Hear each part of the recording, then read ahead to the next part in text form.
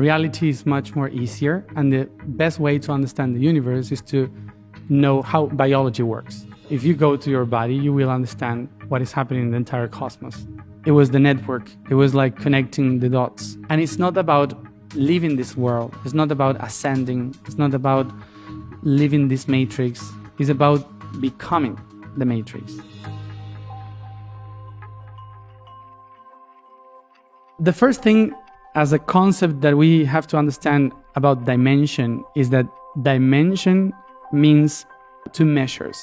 That's the word dimensions. D from Latin, two, and mention, which is measure. So this means two ways of measure one thing, 2 points of view, different perspectives of only one thing, meaning that every dimension is not separate from the other, but is a different measurement of only one thing. We usually say this is the third dimension, and there is a fourth dimension, and there is a fifth dimension. So we have to leave the third dimension in order to leave the fourth or the fifth. But it's not like that. It doesn't work like that. We have different points of view of only one thing. We are staring at different skies. Some of the stars that we see in the south are not the same stars that you see in the north. The third dimension is not a different thing from the other dimensions. The third dimension is basically a dimension where everything has 3 points of view, because we have high, depth, and wide. That's 3. And high, wide, and deep are called like this in space. And in time, we call it past, present, and future. So only in the third dimension exists the concept of past, present, and future, because we are 3. We have 3 points of view. But when you add a fourth vision of that, you have eternity, because there is a fourth line that connects past, present, and future. That's the fourth dimension. It's very difficult to understand the fourth dimension from the third dimension. The only way is a dream. When you dream, things happen without time, without space. Sometimes you just turn around and you are in a different country, in a different place, and in a different time, with a different body. So the fourth dimension is like that all the time. So when you dream, you are living the fourth dimension. Usually people want to go, I don't know why, everyone wants to go to the fifth one. But the fifth dimension is the expansion of light or awareness of the third and the fourth. So you cannot be in the fifth dimension if you don't enjoy the other two. It's impossible, because the fifth dimension is the awareness of every vibration and light of your molecules in this body. So if you don't feel your body completely aware, you will not feel the awareness of the fifth dimension. That's why enlightenment is not going to the sky, is to shine. To go to the fifth dimension, you have to shine from the third and to understand every possibility that you have in the fourth. Third dimension is this, as I said, past, present, and future. So when you are in the fourth dimension, you are not anymore your body here and now. You are the first cell, you are a reptile from millions of years ago, you were a fish. The thing is that you were many things, and your water was in many trees through thousands of years, were in rivers, in the ocean, and then they end up being your blood, every drop of water. So you were so many things that in the fourth dimension, you can access to the data that your cells had about all that. All your evolution through millions of years is encoded there in this body. So in the fourth dimension, you can feel it. You can be that. What happened in the fifth dimension is when you locate yourself in the core of all that, see around and say, oh, this is all me. I can feel, be, and become aware of all that. And it's not about leaving this world. It's not about ascending. It's not about living this matrix. It's about becoming the matrix, becoming this world, becoming this creation. So the fifth dimension is basically a state of understanding in which you can feel the sun and a proton in the same way.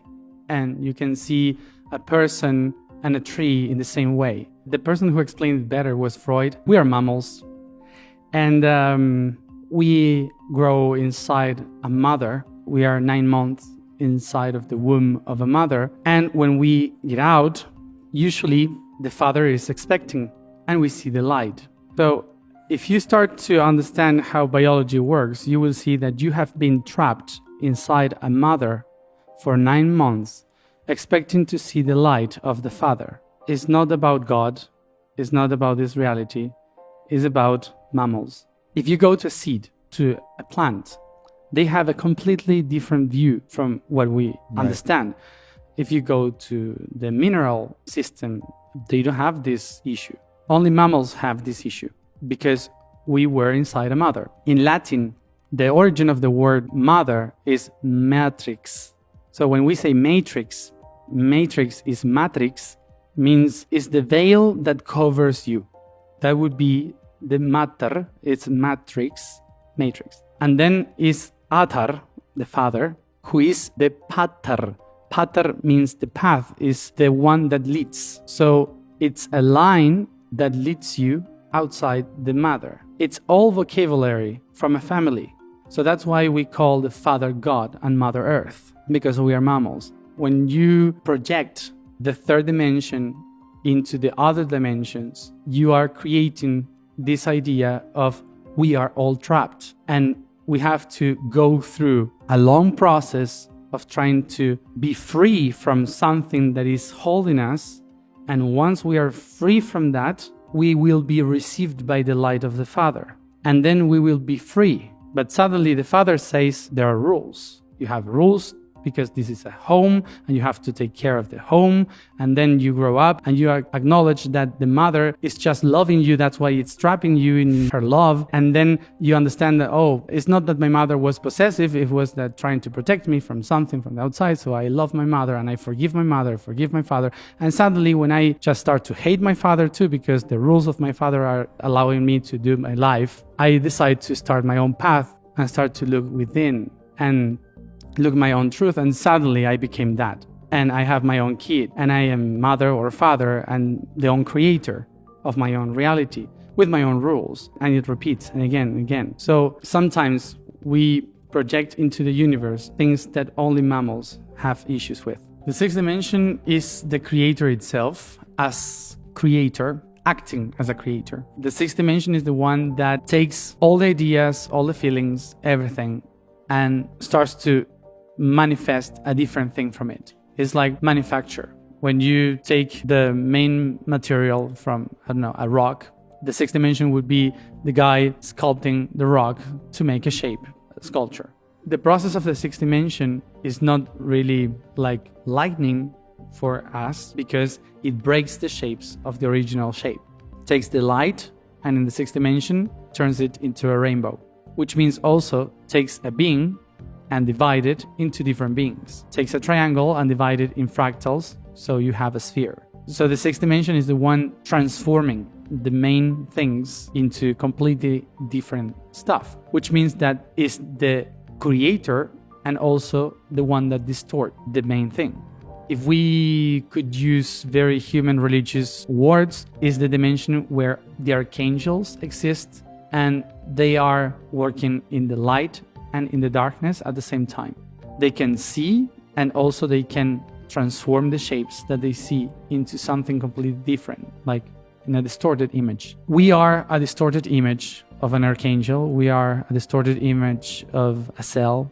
Without distortion, we wouldn't exist. Archangel means the powerful messenger. It's a message of power. There are attributes of the creator that you can activate within you. Like, I am the medicine, I am the protector, I am the light, I am the path, I am life, I am... Who said that? Jesus. He was trying to embody every one of the names of God. The archangels are not beings from outside. We are within them. How the solar system was created. It was a big explosion. The sun exploded, divided itself, and created chaos, destruction all around, and all the rocks, the parts that remain without light became planets. So they cannot shine anymore. They are not light, but they were part of the light. Earth was part of the sun.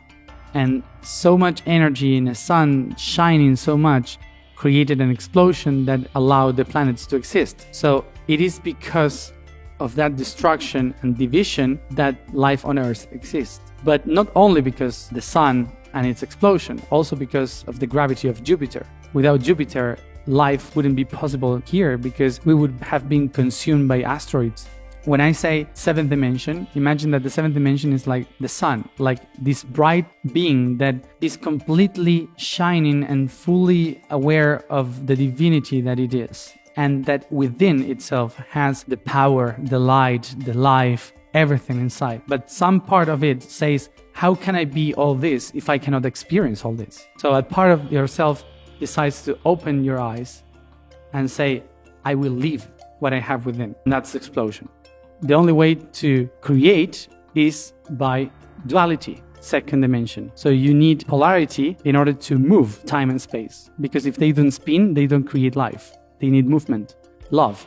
This movement will create that. So second dimension is the movement of polarity, which brings us all to the first dimension, which is the unity experiencing itself. But the only way to arrive to the third dimension is through the ninth dimension, which is God. Is not only in the center, is holding everything and understanding everything. It's like you with your body being fully aware of the work of every one of your organs, of every one of your cells, of how your DNA works.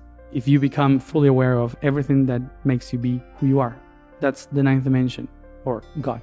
Everything emerges from the first dimension, of course, because I am. So this I am has a dream, and the dream of the I am is in the eighth dimension, which is everything is possible, everything is there. That's the dream, the great dream where all the timelines, everything could exist there.